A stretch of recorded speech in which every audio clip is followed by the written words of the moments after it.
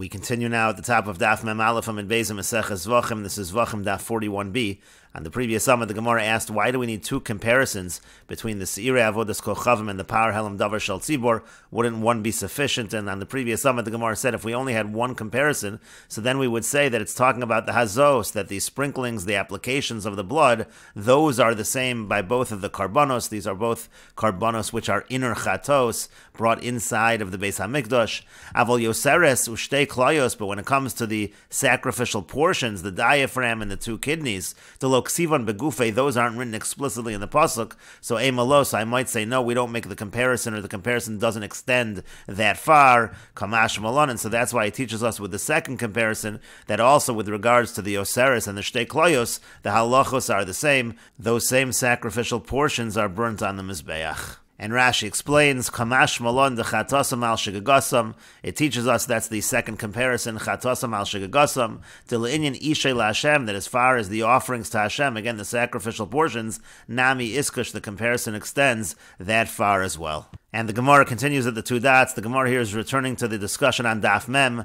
Again, the pasuk by the Par Helam Davar Shel Tzibor, it said the word Lapar, and we understand that to be a reference to the par that is brought on Yom Kippur, that it has similar halachas to the Par Helam Davar Shel Tzibor. Initially, the Gemara understood that that meant that the hazos, the applications, the sprinklings of the blood, are all required by the Par Yom HaKippurim, but the Gemara had asked on Daf Mem Amud Aleph that really we already know from other sources that those are required on Yom HaKippurim.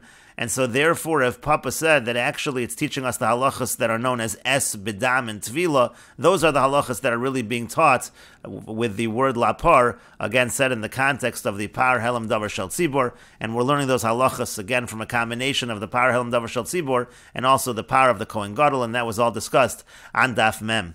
And on Daf Mem Amud Beis, the Gemara brought a brisa which supported Rav Papa, and the Gemara now is asking on whether that brisa really does in fact support Rav Papa. The Gemara says, Amar le Rav Huna Breid Rav Nasan le Rav Papa. Rav Huna, the son of Rav Nasan, said to Rav Papa, V'hatana, but in that brisa, the way it's phrased is, it says as follows, it says, Par Yom HaKippurim, that we're including the Par Yom HaKippurim, L'chol ma she'amar be'inyan, with regards to everything that is said in this topic, Ka'amar. That's what it says in the brisa, meaning we're not just learning those three halachas of Es and Bedam and Tvila, we're actually learning all of the halachas. So it seems even the fact that the applications of the blood are required are really being learned. And again, that was the Tana Rebbe in that brisa earlier. And Rashi explains, V'hatana l'rabos par Yom HaKippurim l'chol ha'inyan ka'amar. The way the brisa phrases it is that we're including the par Yom HaKippurim for all of the halachas that are related over there. Alma kulam milsa yolef mina. We see that we're learning everything from there. V'afilu ikuva, even the requirements again with regards to the applications of the blood. V'ata amr, but you said le'es bedamu tvila, that really we're just learning the particular halachas of es and bedam and tvila. And the Gemara continues and answers, Tanoihi, this is actually a machlokas Tanoim, Tana devei Rav merabi hachi, the Tana devei Rav they include in this fashion, we'll see Rashi in a moment, and Tana devei Rabbi Yishmael lo merabi hachi, but the Tana devei Rabbi Yishmael, they do not have the inclusion in that fashion. And Rashi explains, Tanoihi, Tana devei Rav merabi hachi, kol Tanu Rabbanon kari Tana devei Rav. Rashi says anytime we have a Tanu Rabbanon, that's referred to as a Tana devei Rav. We'll take a look at the Shinuye Nuschos, they have a different girsa of Toras Kohanim. Anytime you have Toras Kohanim, that's called Tana devei Rav. And the point Rashi continues is as follows: Ahim Masnisa Kamaisa, that first brisa lo merabi le elo le'es bedamu tvila. Again, we're only, according to that first brisa, we're only including these particular halachas by the power of Yom Kippur, the halachas of es and bedam and tvila. V'ikuva nafkale mechuka, and again the fact that the hazos and the applications of the blood are required, that's learned from chuka. Ul Rabbi Yehuda me'im kila kiper. Again, Rabbi Yehuda, this was on Daf Mem, he learns it from Imkila Kiper, as we saw on Daf Mem. V'tana devei Rabbi Yishmael, and the Tana devei Rabbi Yishmael, meaning hach Tana Basra, meaning this later brisa, the Amar l'chol ha'amar be'inyan, which says that we're learning everything to Par Yom HaKippurim. That's Masnisa devei Rabbi Yishmael, that's the Tana devei Rabbi Yishmael, and that's the brisa that was taught in the yeshiva of Rabbi Yishmael, shenishnes v'nistera beveis midrasho shel Rabbi Yishmael. It was taught, and it was put in order by the beis medrash of Rabbi Yishmael, v'sidru ba tanoim harbe, and there are many tanoim that are found in these brisas that were arranged in the yeshiva of Rabbi Yishmael, Kemoshe Siddur Rabbi Chia, Rabbi Oshia, similar to the brisas that were arranged by Rabbi Chia and Rabbi Oshia. And the Gemara continues, Tana Devei Rabbi Yishmael, it was taught in the yeshiva of Rabbi Yishmael, Mipnei man nemru yoseres ushtei kloyos bepar koin Mashiach. Why is it that the yoseres, the diaphragm, and the shtei kloyos, the two kidneys, those sacrificial portions are mentioned explicitly by the par, the bull of the Kohen Gadol, v'lo nemru bepar helam davar shel tzibur, but they're not mentioned explicitly by the par helam davar shel tzibur when the community sins unwittingly. And the Gemara continues, Mashal lemelech basar v'dam, it is a mashal to a king of flesh and blood, shezoam al ohavo, that he gets angry at his friend, umiyet b'serchono mibnei chibasu, but because he loves his friend, he minimizes how much he talks of the fact that he has gotten angry. And Rashi explains al ohavo, in this case the friend is the tzibur, is the community, that's talking about the par helam davar shel tzibur, so miyet b'serchono kitzer b'dvarim, again he speaks very little of the fact that he is angry because of the love between them. And the Gemara continues, V'tana Devei Rabbi Yishmael, and it was taught in the yeshiva of Rabbi Yishmael, Mipnei ma nemra paroches HaKodesh bepar Kohen Mashiach. Why does it say the phrase paroches HaKodesh by the power of the Kohen Gadol? V'lo nemar bepar helam davar shel tzibur, it doesn't use that phrase by the power helam davar shel tzibur. And the Gemara says, Mashal lemelech basar v'dam, it's a mashal to a king of flesh and blood, shesarcha olav medina, that his country sinned against him, imiyuta sarcha, if a minority of the people sinned against him, pamalya shalom eskayemes, then his close circle, his council, they remain intact. But imruba sarcha, but if the majority sinned against him, so then ein pamalya shalom eskayemes, then his council will not remain intact. And Rashi explains, Mipnei ma nemra paroches HaKodesh garas, the proper text is, why does it say paroches HaKodesh? Bepar Kohen Mashiach ksives pnei paroches HaKodesh, again by the par of the Kohen Gadol, it says that phrase, paroches HaKodesh, uveparo edo ksiv, as pnei HaParoches, but by the paro edo it just says as pnei HaParoches. Pamal yishalo, that refers to knisas chaburas atzaso, v'maskimim l'daito asher divrei sasur aleim. Again, it's talking about those who give him counsel, they give him guidance. V'imruba sarcha, now if the majority of the people sin against him, ein pamalya shalom kayemes, means harehu mesuluk mechibasam, he removes himself a little from them, from that counsel. Umichnisasam b'miksas, he removes himself a little from his close circle. Ve'ein libo gasbo hen kavarishona, he's not as comfortable with them as he was at the beginning. Hachanami, and the same idea over here. Kevan derov tzibur sarcha, since the majority of the tzibur of the community has sinned against him, kivayachol ein kan kedusha, it's as if there is no kedusha. That's why it doesn't use the phrase paroches hakodesh. And the Gemara continues at the two dots. The Mishnah said, Lefikach, therefore, im nasan kulan ketiknan v'chulu. The Mishnah was talking about the karbonos, again, the inner chatos, where the application of the blood has to be on all four corners of the mizbeach. And so the Mishnah therefore said, let's say it was just on one of the corners of the mizbeach that the person had the intention outside of the proper time, it is not going to become pigul in such a case, because all of the applications of the blood are required, and so therefore you need the pigul in all of the applications of the blood. And the Gemara says, Tanan Hasam, we learned in a Mishnah over there, this is a Mishnah in Meseches Menachos, it says, Pigel bekometz velo belavona. Let's say he had the wrong intention by the kometz and not the lavona. This is talking about a carbon mincha, and so there's the kmitza, the fistful that is taken, and then there's also the lavona, the frankincense. And we'll see Rashi in a moment, it's talking specifically about burning them. Rashi explains, Pigel bekometz velo belavona bahaktaras ha-mincha, when it comes to the burning of the portion of the carbon mincha on the mizbeach, shnei matir and yesh, there are actually two permitters over there. They correspond to the zrikas adam, the throwing of the blood by a regular carbon, that's the matir. And over here by the carbon mincha, it's the burning of the kometz and the lavona. There are two matirim that apply by a carbon mincha, ha-kometz v'ha-lavona, again the kometz, which is the fistful of the flour that's burned, and the lavon is the frankincense. In the case over here is, let's say one of them he burns, and he does have a machshav of pigul, of outside of the proper time that it's going to be consumed, but then one of them he doesn't silence, he has no bad machshav in that situation. That's what the Mishnah is dealing with. Again, back in the Mishnah being quoted from Menachos, Tanan Hasam, we learned in the Mishnah over there, Pigel bekometz velo belavona, if he has a intention of pigul by the kometz and not the lavona, belavona velo bekometz, or by the lavona, not the kometz. So we have a machlokas tanoim. Rabbi Meir omer pigul v'chayav and olav kares. Rabbi Meir says it is pigul, and there's a liability to kares. V'chachamim omrim ein bo kares ad sheyafagel b'chol hamatir. The chachamim say it's not going to be kares unless you have a pigul intention in the entire matir by both of them. Rashi says, Rabbi Meir Omer Pigel Kidemafarish Taima Lakamon. In terms of Rabbi Meir's opinion, we're about to explain what Rabbi Meir's opinion is. In the Chachamim, it seems clear that it's only going to be a situation of kares when the entire matir there is a machsheves pigel. But within Rabbi Meir, why is it that Rabbi Meir says it is considered pigel? That's going to be a discussion in the Gemara. As the Gemara now continues, Amar Rabbi Shimon ben Lakish, Reish Lakish says, Lo teima taima Rabbi Meir. Don't say that the reason of Rabbi Meir is the kosavar that Rabbi Meir holds mefaglin bechatzi matir, that there can be pigel even if you just have that pigel intention by half of the matir. That certainly seems what Rabbi Meir is saying, because Rabbi Meir is talking about pigel bekometz velo belavona velo bekometz. You have pigel intention by half of the matir, and Rabbi Meir says it's pigel. But don't say that that's the explanation of Rabbi Meir. And rather, here what are we dealing with? He puts the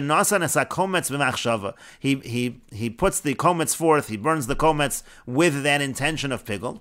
But when he's burning the levona, it's in silence. He has no intention whatsoever.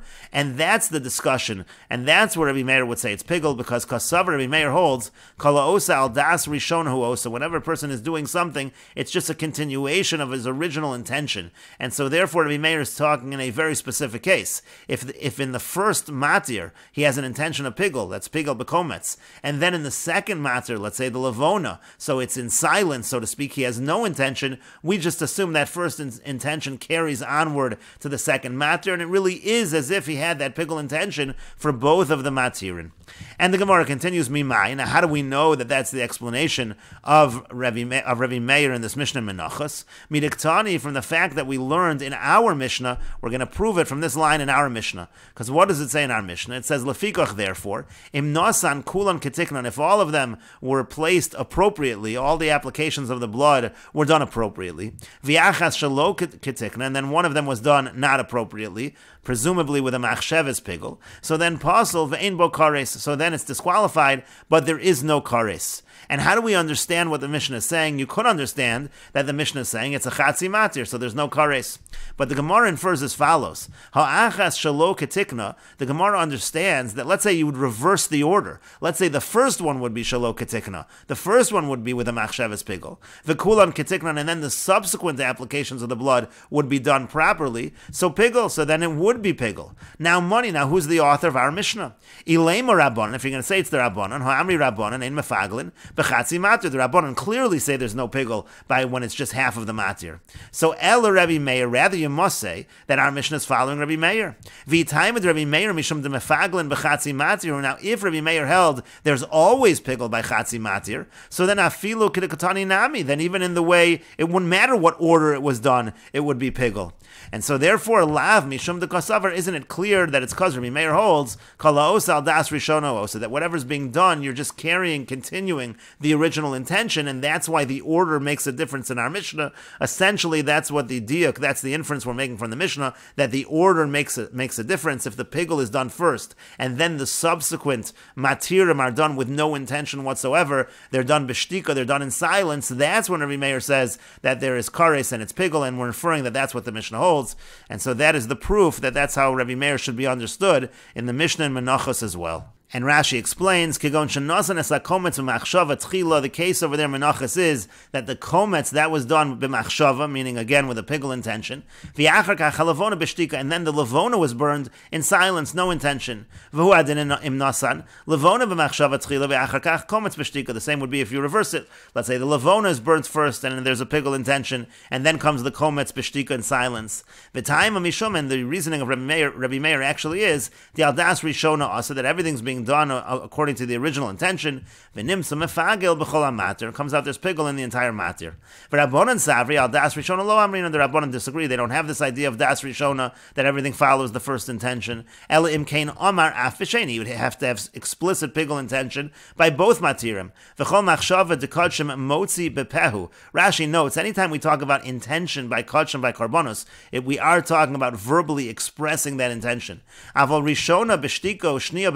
b'machshava. Let's say it would be reversed. Let's say the first one would be in silence, and the second one would be b'machshavas pigul. De'ein kan ela machshavas chatzi matir. There it's clearly only an intention of a half of the matir. Moder Rabbi Meir de lo pigul ela pasul. Then Rabbi Meir would admit that it's not pigul, it is just pasul, it is just disqualified. And what's the proof? Midiktani mas nisan. The proof is from our Mishnah. It says in our Mishnah, lefikach im nasan kulan ketiknon because al gadai dechainu shtika. Right now we think the initial matirim, the initial applications of the blood were in silence. V'achas shalo ketikna, and then one of them is shalo ketikna, meaning v'machshavas chutz lizmano, meaning there's an intention of outside of the proper time. Pasul vein bo karis, there is no karis there. Shalo chishav ela b'chatzi matir, that's only an intention by half the matir. The kulan ma'akvos bo, because again by the inner mizbeach, they're all ma'akiv, they're all required. V'chulan matiros, they're all considered matirim, they're all permitters. Vein pigul ashi yafagel b'chulan, it's not pigul until you have pigul by all of them. But if we reverse the order, ho'achas shalo ketikna harishonim b'machshava, if the first one is with the intention of pigul, v'ashar b'shtika, and the subsequent ones are in silence, pigul, then it would be pigul. Di'amrinon al das harishona asa, because we say you follow the first intention, v'havali machshava b'chulei matir, and that would be machshava in the entire matir. And then the Gemara said, you can't say that we're talking about the Rabbanan. They say there is no pigul by chatzi matir, because it says there explicitly you have to have pigul in the whole matir. The Rabbanan say it doesn't matter what the order is. Even if the first one, the first matir was b'machshava, was with a machshavas pigul, and the second one was in silence, mashma, should be understood that way. Alma leslo al das rishona also. You see that the Rabbanan, they don't hold of al das rishona. Again, they hold it's always an issue that it's chatzi matir, therefore there is no pigul. And the Gemara continues, Amar Rabbi Shmuel bar Yitzchak, Rabbi Shmuel bar Yitzchak says, Liolam Rabbanan he, that is not the explanation of our Mishnah. Really, maybe our Mishnah is not Rabbi Meir, our Mishnah actually is the Rabbanan. Umay ketiknon. Now, how do you understand the words of the Mishnah when it says ketiknon? Again, the language of the Mishnah is that lefikach, therefore, im nasan kulon ketiknon, if they're all ketiknon, and then viachas shalo ketiknon, and one of them is not ketiknon, pasul vein bo karis, then it's no karis. We interpreted that to mean that the original ones are done ketiknon, that they're done with the proper machshava, and then the last one is done with a machshavas pigul, and so therefore if you reverse the order, that's what we understood, if you would reverse the order, then there would be kares. But Rabbi Shmuel bar Yitzchak is not going to interpret that way. He says, umay ketiknon lepigul, the Mishnah actually means exactly the opposite. Im nasan kulan ketiknon, if the first ones are ketiknon, they're done the proper way to make it pigul, to render it pigul, meaning there's a machshavas pigul in the first matir. And Rashi explains, ketiknon lepigul, harishonos b'machshavos, the first ones were done with intention of outside the proper time. And actually the Mishnah is teaching us exactly the opposite. It's teaching us specifically that we don't say al das rishona. We don't say that just because the first ones were chutz lizmano that is sufficient because the subsequent ones are al das rishona. We do not say. Rather, we say that's considered chatzi matir, and therefore there is no pigul. Again, that's what it means. Ketiknon lepigul. But the Gemara continues, v'amidiktani lefikach. But from the fact that it says therefore, im nasan kulon ketiknon, that if all of them would be ketiknon, viachas shalo ketiknon, and then one of them is shalo ketiknon, pasul v'yein bo kares, that it's disqualified and there's no kares. If the last one would just be in silence, you wouldn't refer to that as shalo ketiknon improperly. Michlal detikna lehechsherahu de'asa. That implies that the word detikna, that the word ketiknon, actually means that it's done properly. That is the implication of the language of the Mishnah. And the Gemara says to that, Omar Rava says, no, that's not how you understand the Mishnah. My shalo ketiknon. What does it mean? Again, it says, if you're going to do them all ketiknon, but one of them shalo ketiknon, what does that mean? It means chutz lemekomo. It simply means you have a machshava of chutz lemekomo outside of the proper place. And Rashi explains, v'hamidaktani v'achas shalo ketikna, from the fact that it says that the last one is shalo ketikna, v'lo katani kulan ketiknon chutz me'achas mehen. It doesn't simply say they're all ketiknon except one of them. Oh, v'achas b'shtik, or just say that one of them is in silence, but it uses that language of shalo ketikna. Shma mino ketiknon di'amar lachsheruhu. That sounds like ketiknon means that you're doing it the proper way. Di'be machshavu lepigul, because if it's talking about an intention of pigul, hechi mikri lo lahach d'shtika shalo ketikna. Why would you call this the one in silence shalo ketikna? ketikna. Halo chashabamidi. Really, there's no intention over there at all. That wouldn't be a machshavas shalo ketikna. V'lo kilka machshavto rishona, and he hasn't ruined his original intention. The nikari shalo ketikna lepigel. You wouldn't say shalo ketikna. Amar Rava. So Rava says liolam ketikna lepigel v'rabbanan. We are keeping with the answer. Ketikna means the machshavas pigel, and it's the rabbanan. Ulu Rabbi Meir lo sishma min amidi. You can't learn anything from our mission about Rabbi Meir. V'shalo ketikna da'acharona nami. And when it says shalo ketikna by the last application of the blood, also shalo ketikna lepigel ka'amar. It means to say that it wasn't a machshavas pigel. Uchegon shenasnu b'machshavas chutz l'makomo. And really, what we're talking about there is that the last application was with an intention of outside the proper place, hamotzia midei pigel, which takes it away from being pigel. And the Gemara continues with another answer along the same lines. Rav Ashi says, Shalo Lishmo, that the last application of the blood, what does it mean it was done Shalo Ketikna? It means that it was done Shalo Lishmo, not for the sake of the carbon, which is also a disqualifying intention when it comes to a carbon chatos.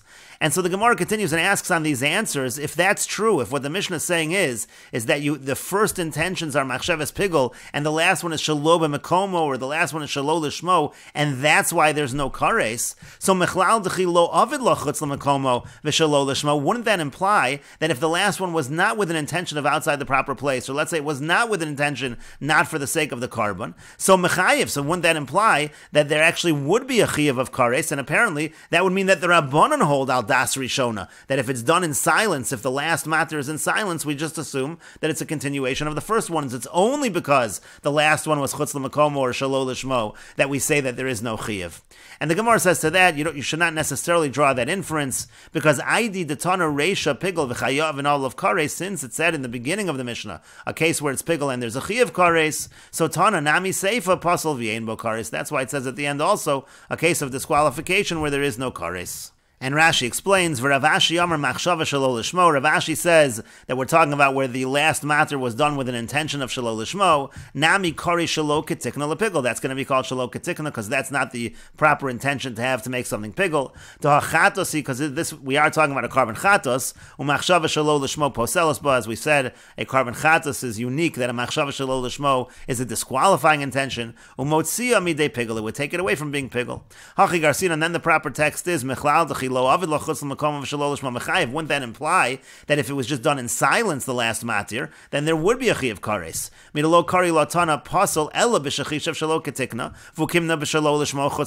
From the fact that we're saying puzzle only where the last one was done, again shalo lishmo chutz l'makomo.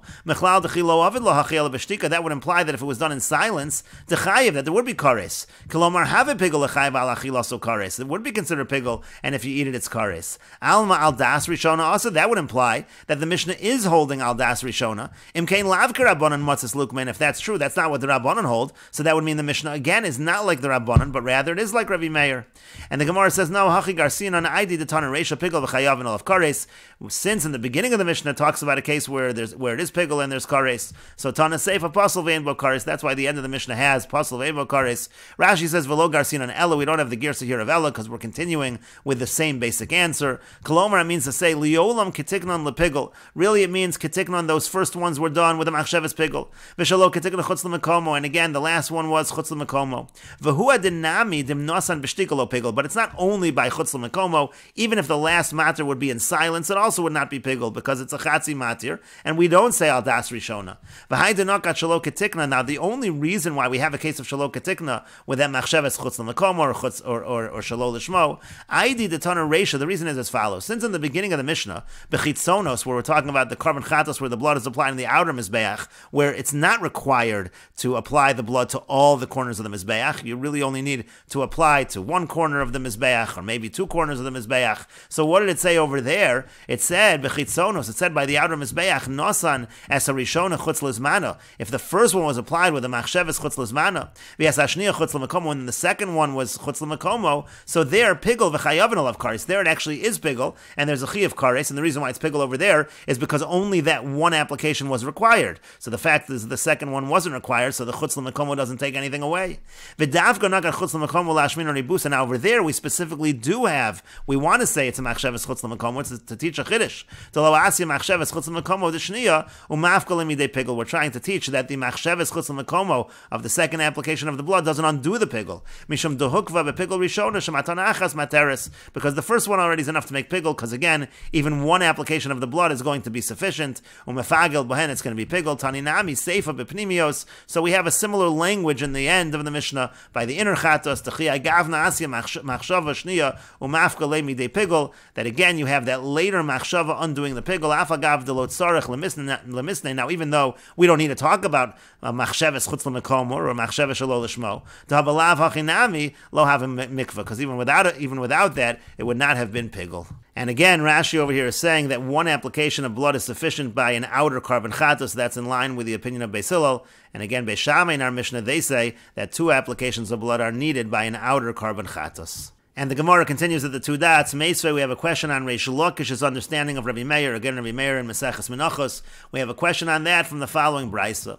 The brisa says, "B'amed devarim amurim." When is this true? B'domim hanitonin al mizbeach hachitzon. This is true by the blood that is placed, that is applied on the outer mizbeach.